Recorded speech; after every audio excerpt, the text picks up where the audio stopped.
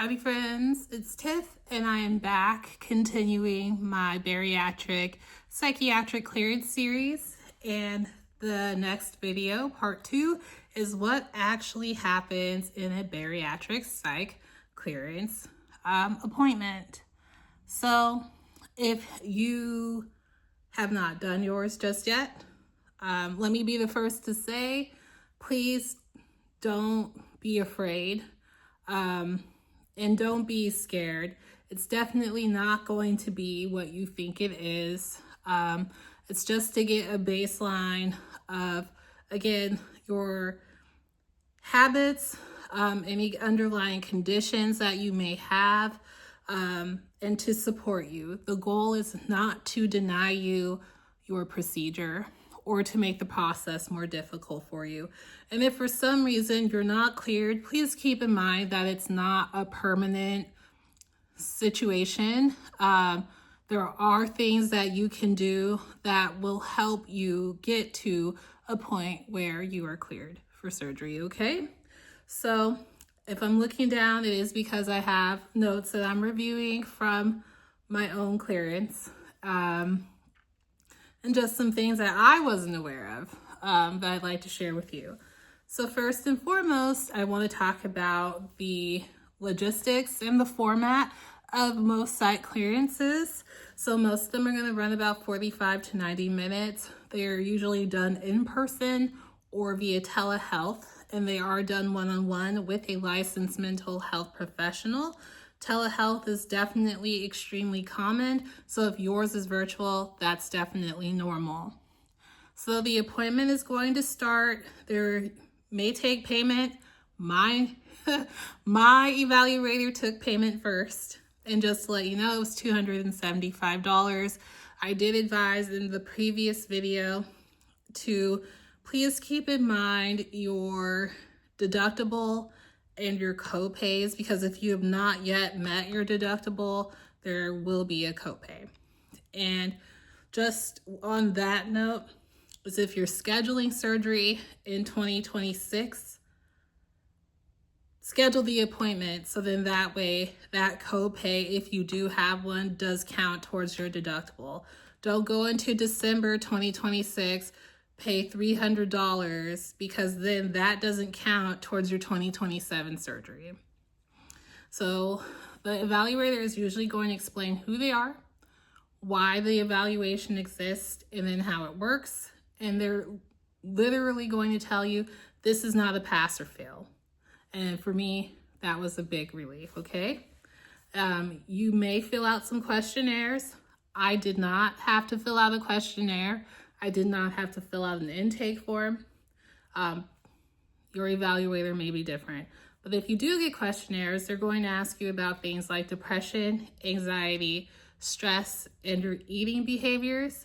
Some of those questions may feel extremely repetitive or awkward. Please don't overthink them. Just answer them honestly.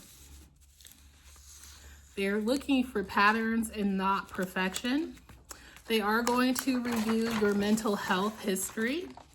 So they're going to ask things about your diagnoses like anxiety or depression, if you've gone through any therapy, and if you're on any psychotropic medication. So things like Zoloft, Lexapro, Wellbutrin, whatever you may need to get you through the day, right?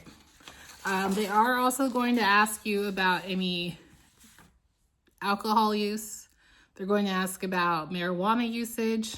My particular evaluator did let me know that if I was a nicotine smoker or a marijuana smoker, that my surgeon does require that I knock that off about 6 weeks before surgery.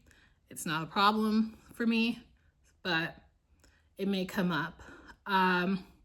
And just on that note, your surgeon is probably going to test you for nicotine.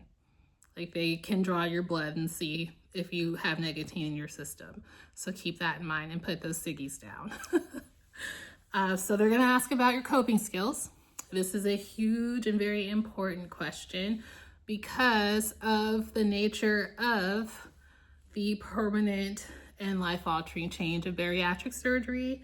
They're going to ask you how you handle stress when food is not an option. And just keep in mind, you don't need to be perfect, but you do have to have awareness around coping skills. And if you don't have any, you have to be willing to put some in place. So they're going to ask you about surgery, and they're going to ask, why do you want the surgery? What do you think it's going to change for you? And they're going to ask, well, what is the surgery not going to change? And they're listening to you because they want the understanding, or want you to have the understanding that the surgery is just a tool. It's not a cure.